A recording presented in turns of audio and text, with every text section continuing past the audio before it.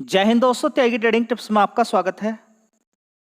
दोस्तों, इस वीडियो के अंदर हम बात करने वाले हैं टोटल 2 शेयर के बारे में। यहाँ पर बात होने वाली है दोनों में से एक शेयर के अंदर एफआईज लगातार खरीदारी कर रहे हैं। खरीदारी क्यों कर रहे हैं उसके बारे में बात करेंगे। शेयर 100 रुपये से सस्ता है उसके बारे में यहाँ पर बात होने वाली है। साथ ही उस सेक्टर की डिमांड आगे आने वाले टाइम में 100 साल तक भी रहेगी।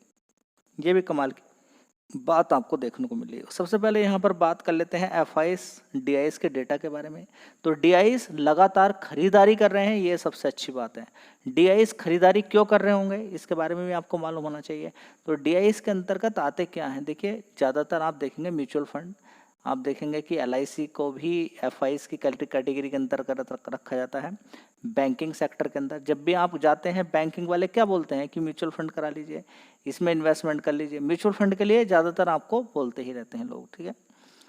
तो हर कोई इंसान 500 रुपये की एसआईपी चालू करे या 2000 रुपये की एसआईपी चालू करे, उसको कुछ भी अगर मालूम नहीं है तो वो मालूम नहीं, उसको मार्केट के एबीसीडी भी मालूम नहीं है, लेकिन क्या है कि वो स्टॉक मार्केट में इनडायरेक्टली म्यूचुअल फंड के थ्रू पैसे लगाता रहता है। उसकी किस्त चलती रहती है और म्यूचुअल फंड के थ्रू जो लॉन्ग टर्म तक पैसा लगाता है, लंबे समय तक उसका पैसा बन जाता है। क्योंकि लंबे समय में मार्केट गिरता भी है, बढ़ता भी है, तो उसको ऊपर भी खरीदने का मौका मिलता है हाई लेवल पर, और अच्छी खासी गिरावट जब होती है उसका एवरेजिंग के अकॉर्डिंग वहाँ पर ही फायदा हो जाता है। क्योंकि एसआईपी चलती रहती है। मान लीजिए कि 3 महीने तक हाई लेवल पे खरीदारी की, उसके बाद लगातार काफ़ी समय तक 1-1.5 साल तक मार्केट नीचे रहा, तो 1.5 साल तक उसकी एसआईपी नीचे की साइड में चलती रही। तो जब वो पैसा आता है वो स्टॉक मार्केट के अंदर लगाना होता है, वो रख नहीं सकते हैं। तो ओवरऑल इंडिया कितनी ग्रोथ कर रहा है उसके अकॉर्डिंग भी आप समझ सकते हैं। तो एफआईज कहीं पर अगर बेच कर निकलते हैं तो डीआईज वहाँ पर तैयार रहते हैं खड़े हुए कि हमें बेच दीजिए, कोई दिक्कत वाली बात नहीं है। तो इंडिया में पैसे की कमी नहीं है, ये डीआईज के अकॉर्डिंग आप समझ सकते हैं। अब एफआईज माल बेच क्यों रहे हैं ये भी आपको मालूम होना चाहिए। लगातार माल बेचा जा रहा है। आप देखेंगे कि उठाकर आप देख लीजिए, आप देखिए कि 21 अगस्त को 1200 करोड़ का माल इन्होंने खरीदा है, लेकिन 20 अगस्त को बेचा है, 19 अगस्त को बेचा है, 18 अगस्त को 550 करोड़ का माल थोड़ा सा खरीद लिया। लेकिन उससे पहले आप देखिए लगातार आपको 4-4 दिन रेड दिखाई देगा, यानी कि 1900 करोड़ का माल बेचा। उससे पहले 3600 करोड़ का, उसके बाद 12 अगस्त को देख लीजिए 3398 करोड़ का माल बेचा। उससे पहले 1932 करोड़ का खरीदा था। उसके बाद देखिए, उससे पहले देखिए लगातार नुकसान नुकसान नुकसान नुकसान नुकसान। अगस्त की बात करें या पूरी जुलाई की बात करें, लगातार ये माल बेच रहे हैं। मंथली भी आप देख सकते हैं कि जुलाई के अंदर आप देख सकते हैं कि इन्होंने 47,000 करोड़ का माल बेच दिया।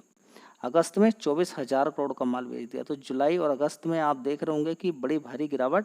उससे पहले थोड़ी सी तेज़ी बननी शुरू हुई, जो शेयर गिरे हुए थे उनके अंदर अच्छी खासी तेज़ी हुई, क्योंकि इन्होंने माल खरीदा सस्ते दाम पर, उसके बाद अच्छे दाम पर बेच भी दिया उनको, ठीक है। तो ये बड़े प्लेयर या एफआईएस और जितने भी डीआईएस होते हैं ये ज़्यादातर गिरावट पर ही खरीदते हैं। एफआईएस ज़्यादातर अच्छे शेयर को गिरावट पे खरीदता है। अगर बात यहाँ पर करते हैं तो अभी बहुत सारे सेक्टर्स के अंदर ये खरीदारी भी कर रहे हैं, माल बेचते भी हैं। डेली की खरीदारी भी होती है, डेली बिक वाली भी होती है। ये जो आपको खरीदारी दिखाई दी है कल, ये नेट है 1246 करोड़ की, और 20 अगस्त को 1100 करोड़ की, यानी कि माल इन्होंने खरीदा भी है, इन्होंने बेचा भी है। बेच थोड़ा सा ज़्यादा दिया, खरीदा कम, तो ये नेट निकल कर आ गया। तो ऐसा नहीं है कि एफआईएस इतने डरे हुए हैं कि खरीदारी ही नहीं कर रहे हैं। तो पहले तो दिमाग से निकाल के ये फेंकें कि अगर आपके पास डेटा नहीं है और आपके पास रीच नहीं है कि अमेरिका के अंदर क्या हो रहा है और यूक्रेन के अंदर क्या हो रहा है, रसिया के अंदर क्या हो रहा है, तो इन लोगों की रीच बहुत है। ये खरीदारी कर रहे हैं कि मार्केट बर्बाद नहीं हो रहा, पहले तो निकाल के दिमाग से डालिए।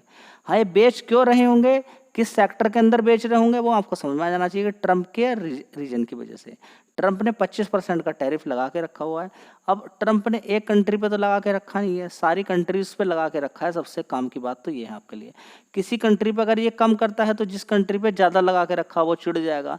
तो ट्रम्प अपने जाल में खुद ही फंस गया है। यूरोपियन कंट्री पे 15% का टैरिफ लगाया तो है ना, लेकिन इससे चाइना चिढ़ा हुआ है, इधर इंडिया भी चिढ़ गया कि भाई उस पर कम हम पे ज़्यादा।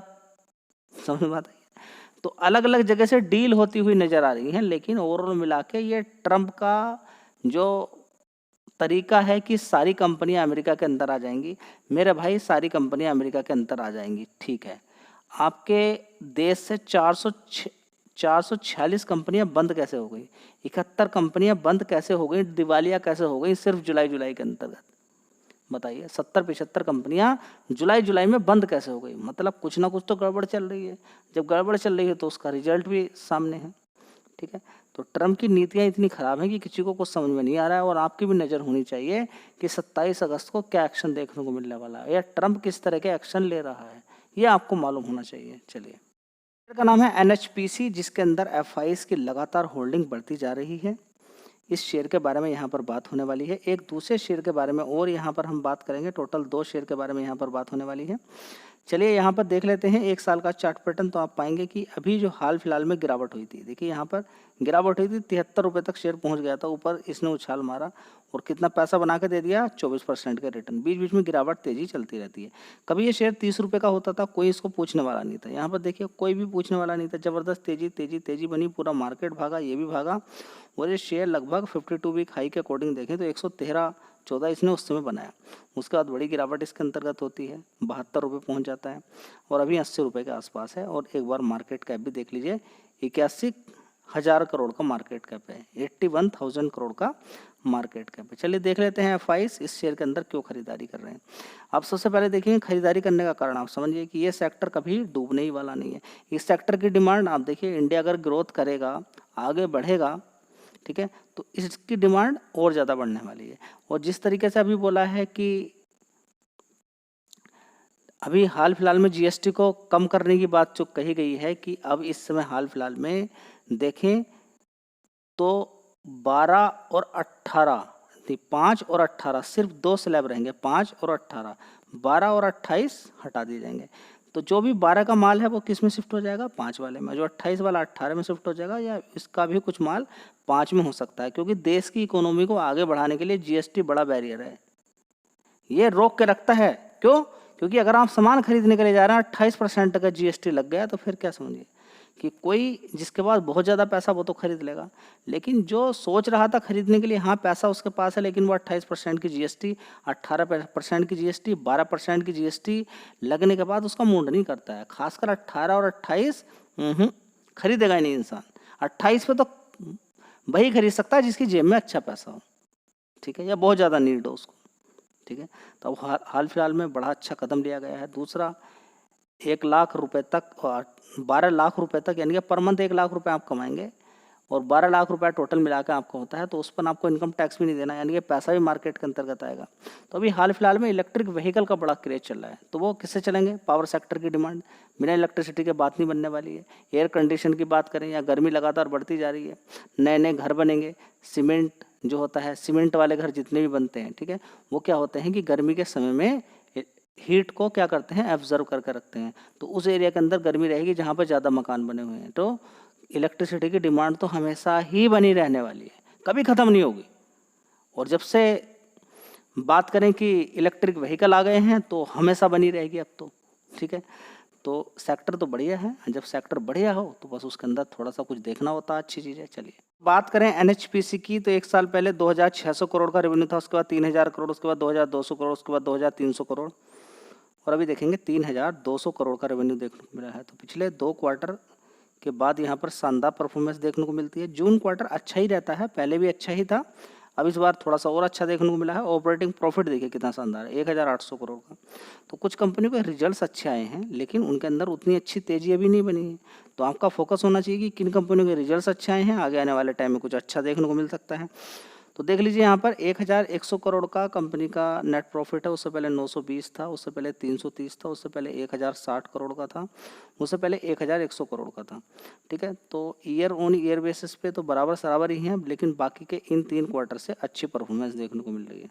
मज़ेदार बात है, उस पर आपका फोकस होना चाहिए। क्या इस समय FIs की होल्डिंग देखिए कितनी है, 9.31%। पहले कितनी थी, 8.81%। उससे पहले 8.77%। उससे पहले देखिए आप 2022 में 6.52% थी। लगातार है होल्डिंग यहाँ पर बढ़ती जा रही है। DIs की बात करें तो 14% की होल्डिंग थी, आज की डेट में 10% की। तो DIs अगर बेचते हैं और FIs अगर खरीद लेते हैं तो ये सौदा कोई गलत नहीं है, ये चलता रहता है। FIs बेचते हैं, DIs खरीद लेते हैं, वो भी गलत नहीं है, ठीक है। तो चाहो तो शेयर पे फोकस कर सकते हो। याद रखिएगा, रिकमेंडेशन कोई नहीं कि भागेगा नहीं भागेगा, कहाँ पर खरीदना क्या करना है वो अपना दिमाग आप लगाइए।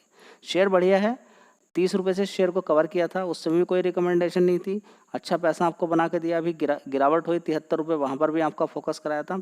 रिकमेंडेशन कोई नहीं है, दिमाग आप अपना लगा सकते हैं। चलिए दोस्तों, अगली कंपनी है अशोक लीलैंड। तो टैरिफ को लेके ट्रम्प न जाने कब से 2019 से पीछे पड़ा हुआ है। और टैरिफ को लेकर अगर कोई 2019 से पीछे पड़ा हुआ है और किसी भी देश को नहीं छोड़ रहा है, खासकर इंडिया को ज़्यादा टारगेट कर रहा है, तो ऐसे समय पे इंडिया को सीख लेनी चाहिए कि इंडिया अपना बड़ा कारोबार बढ़ाए। ठीक है, थोड़ा सा कमीशन कम रहेगा तो चलेगा, कंपनियां जिंदा रहेंगी तो कमीशन आता ही रहेगा। 28% जीएसटी के चक्कर में अगर कंपनी बर्बाद ही हो गई, खत्म हो गई, तो उसके बाद किससे टैक्स लिया जाएगा? ठीक है, ये समझना जरूरी है। 18% और 28% जो जीएसटी ली जा रही है, उसकी वजह से, कंपटीशन की वजह से, या फिर कोई कंपनी अमेरिका से अच्छा खासा बिजनेस कर रही थी, अभी वो दिक्कत परेशानी के अंदर चल रही है, और उसके प्रोडक्ट पर इतना ज़्यादा, अभी तो कुछ डाइवर्सिफिकेशन भी होना चाहिए कि कुछ ऐसी कंपनियां जिनकी दिक्कत परेशानी है, उनके प्रोडक्ट पर स्पेशल जीएसटी कम होना चाहिए या बिल्कुल ख़त्म कर दें कुछ समय के लिए, ताकि वो जिंदा रहे कंपनी। नहीं तो अमेरिका की तरह 446 कंपनी जिस तरह से बंद हो गई तो बड़ी दिक्कत परेशानी चल सकती है। देखिए, अमेरिका के अंदर एक अलग ही प्रकार का नियम है, जिसकी नौकरी नहीं होती है उसको खूब पैसा मिलता है। हाँ, बैठ के खाइए जब तक कि नौकरी आपकी नहीं लगती है। इंडिया के अंदर ऐसा नहीं है। ठीक है, ये बात आपको समझना जरूरी है। तो वहाँ पर ज़्यादातर कंपनियों को भेजने का कारण ये है, ज़्यादातर मजदूर बाहर से वहाँ पर जो काम कर रहे हैं, उसके पीछे कारण क्या है?